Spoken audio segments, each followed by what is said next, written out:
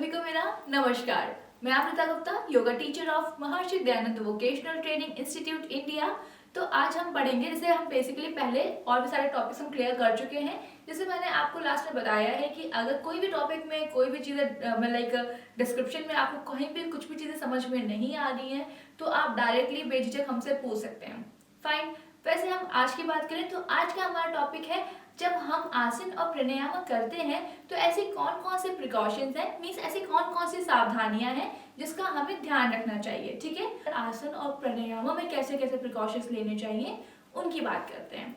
देखिए, आसन में आपको सबसे ज़्यादा ध्यान रखना है ब्रीदिंग का। तो ये ब्रीदिंग बहुत ही ज़्यादा इंपॉर्टेंट है। मोस्ट ऑफ द लोग जो बिगिनर्स होते हैं बेसिकली वो ब्रीदिंग पे बहुत ज़्यादा ध्यान नहीं दे पाते हैं। क्या करते हैं वो लोग, बस उस पर्टिकुलर आसन को करने में इतने ज़्यादा वो हो जाते हैं कि बस हमें करना है, इसे करना है, इसे करना है। तो उस करने के चक्कर में ना वो उस ब्रीदिंग पैटर्न को पूरी तरीके से भूल चुके होते हैं। और खासकर जब हम कोई रिदमिक पूरा का पूरा फ्लो कर रहे होते हैं तब। पर आपको अपने हर एक पर्टिकुलर आसन में उसकी जो भी ब्रीदिंग प्रोसीजर आपको बताया जाए, आपको उसी ब्रीदिंग प्रोसीजर में करना है, तभी उसके आपको प्रॉपर बेनिफिट्स मिल सकते हैं। आपको ये चीज़ ज़रूर पता होनी चाहिए कि अगर आपका ब्रीदिंग प्रोसीजर जो भी है वो गड़बड़ है तो आपको प्रॉपर बेनिफिट्स नहीं मिल सकते उस आसन के। ठीक है, तो आपको अपना ब्रीदिंग प्रोसीजर सही रखना है, सबसे बड़ी और सबसे इम्पॉर्टेंट चीज़ जो है। और आपको किसी भी अपने आसन में बहुत ज़्यादा जल्दबाजी नहीं करनी है कि लाइक मतलब हम जो है बस जल्दी जल्दी जल्दी जल्दी जल्दी जल्दी किए जा रहे हैं। देखो, इस चीज़ को ध्यान रखना है आपको। जब भी आप कोई भी आसन पर्टिकुलर बहुत ही फास्ट और बहुत ही हार्शली करते हो तो उसमें आपका ब्रेन इन्वॉल्व नहीं होता। तो हमें अपने ब्रेन को भी इन्वॉल्व रखना है उसमें। इसीलिए पर्टिकुलर हमको हर एक आसन को उसके टाइम ड्यूरेशन के साथ करना है, धीमे धीमे और काफ़ी स्लोली, और अपने माइंड को स्टेबल रखते हुए अपने पूरे दिल और दिमाग को उस आसन में लगाते हुए करना है, ताकि उसके हमें प्रॉपर 100% बेनिफिट्स मिल पाए। क्लियर? तो ये थे आपके आसन के कुछ प्रिकॉशंस। अब हम बात करते हैं प्राणायाम के प्रिकॉशंस। तो प्राणायाम के प्रिकॉशंस कैसे हैं आपके, इसको देखते हैं हम। तो आपके जो प्राणायाम के कुछ प्रिकॉशंस हैं वो इस तरीके से हैं।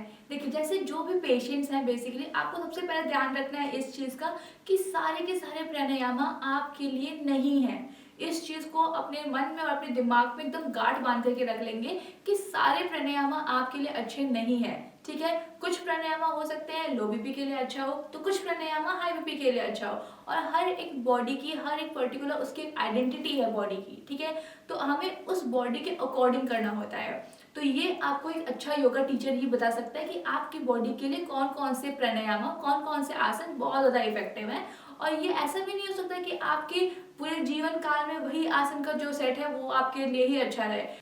ये आपकी बॉडी की एज पर, उसकी स्थिति पर, मतलब क्या सिचुएशन है और आपको कौन कौन सी बीमारी है उस पर वैरी करता है। ठीक है, इफ इन केस मानो आपको पहले बीमारी थी कोई, आपने पूरे ढंग से आसन किए, प्राणायाम किए, अब वो बीमारी क्योर हो गई है, तो अब आप जो है जो आपका सेट बनेगा दूसरा जो है पूरा का पूरा आसन और प्राणायाम का, वो डिफरेंट बनेगा। तो जो है एक ही सेट और एक ही जो है उसको लेकर के हम रेगुलर पूरा को पूरा लाइफ टाइम में नहीं चल सकते। आपके सेट और आपके लिए इवन हर एक प्राणायाम भी बदलता रहता है आपके करने के ड्यूरेशन के साथ साथ। ठीक है, चलिए तो हम बात करते हैं प्राणायाम की। देख लीजिए, जो basically high blood pressure, heart patient और अस्थमा के पेशेंट्स होते हैं, इनके लिए पर्सनली रिकमेंड किए जाते हैं कुछ प्राणायाम। तो आपको, अगर आप ऐसे पेशेंट हो तो आपको और भी ज़्यादा सतर्क रहना है और एक अच्छे योगा टीचर से संपर्क में आकर के ही कुछ प्राणायाम को प्रैक्टिस करना है। अपने आप खुद से सिर्फ और सिर्फ देख करके आपको इनको प्रैक्टिस नहीं करना है। क्लियर? जैसे बात आती है हमारे कपालभाति की, हमारे भस्त्रिका प्राणायाम की, तो जो भी बेसिकली बहुत ही हार्श प्राणायाम होते हैं ना, ये थोड़े क्या प्राणायाम होते हैं, ये भी बहुत ही स्लो और डिसेंट वे में किए जा सकते हैं। पर कैसे करना है, इसके अलग अलग फॉर्म्स होते हैं और करने के फॉर्म्स ही आपके अलग अलग बीमारियों को ठीक भी करते हैं। ठीक है, तो इसे कैसे करना है, किस टाइम करना है और कितनी ड्यूरेशन तक के लिए करना है, ये सारी चीज़ें आपको एक अच्छा योगा टीचर ही बता सकता है। फाइन। तो ऐसे कपालभाति, भस्त्रिका, अग्निसारा, ये सारे के सारे जो है फास्ट मूवमेंट में इसको high BP patient, heart patient नहीं करेगा, बिल्कुल नहीं करेगा। ठीक है, और वो बल्कि इसको बहुत ही स्लो करेगा, लाइक मतलब 3-3 सेकेंड के ड्यूरेशन में एक बार सांस छोड़ करके बहुत ही आराम और बहुत ही स्लोली मूवमेंट के साथ इसको वो कर सकता है। वही जो लो ब्लड प्रेशर वाला पेशेंट है वो इसको जितना फास्ट करे उसके लिए बढ़िया। ठीक है, तो ऐसे हमें अपने हर एक प्राणायाम पर ध्यान देना होता है, उसके ब्रीदिंग प्रोसीजर पे। क्लियर।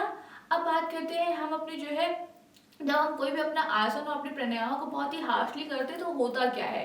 देखिए, जब भी हम बहुत ही हार्शली कुछ भी करते हैं ना, तो हमारी जो स्मॉल बॉडी सेल्स है ना वो डैमेज होती हैं, और उनके डैमेज होने से क्या होता है, हमारे ब्रेन सेल्स को बिल्कुल भी उसका जो है पता नहीं लग पाता, और हमारे ब्रेन सेल्स उस पर हमारे उस पर्टिकुलर बॉडी ऑर्गन को या फिर तो उस बॉडी सेल्स को एक्टिवेट नहीं कर पाती, जिनसे आपको सफिशिएंट रिजल्ट नहीं मिल पाता जो आप एक्सपेक्ट कर रहे होते हो। और हाँ, एक और चीज़ ध्यान रखनी है आपको, अगर आप ये मान लो कि आपने जो है कभी ज़िंदगी में लाइफ में भी योगा नहीं किया, अब आप स्टार्ट कर रहे हो, तो आपको with in 4-5 days he results मिलना स्टार्ट हो जाएंगे। देखिए, इस चीज़ को हमेशा अपने ध्यान में रखना है कि कोई भी चीज़ की जो शुरुआत होती है वो बहुत ही धीमे, पर जो रिजल्ट्स होते हैं वो किसी चीज़ को आराम आराम से करने के बाद ही मिलते हैं। ठीक है, इंस्टेंट रिजल्ट कहीं ना कहीं, अगर कोई भी चीज़ आप बहुत जल्दी जल्दी करोगे, घर भी बनाने में आपको एक एक ईंट रख करके फिर धीमे धीमे घर बनते हैं ना, सेम वैसे ही आपको प्राणायाम और आसन में भी ध्यान से और एक धैर्य के साथ करना होता है, कि लाइक मतलब इसमें आपको धीमे धीमे टाइम देना है, उसके बाद इसके रिजल्ट्स को देखना है। पर एक चीज़ है, ये भी है कि अगर आप एक दिन भी प्राणायाम करोगे, तो जितना भी प्राणायाम करोगे, जितना भी आसन करोगे, आपको उस एक दिन का भी फायदा मिलेगा, फायदा दिखेगा। पर अगर आपको उस प्रॉपर बीमारी को ही खत्म करना है, तो इसके लिए आपको अपने प्राणायाम को, अपने आसन को पर्टिकुलर टाइम देना पड़ेगा। क्लियर। तो ये सारे थे बेसिकली इसके कुछ सारे प्रिकॉशंस जो मैंने आप लोग को समझाए। मेरे ख्याल से आपको काफी सारे प्रिकॉशन समझ में आ गए होंगे। अगर कुछ ऐसा होता है कि लाइक मतलब आपको कोई प्रिकॉशन समझ में नहीं आया है, तो आप आराम से इजीली हमसे पूछ सकते हैं कमेंट बॉक्स में। और अब हम आपसे मिलेंगे नेक्स्ट टॉपिक के साथ नेक्स्ट वीडियो में। वीडियो को लास्ट तक देखने के लिए थैंक यू।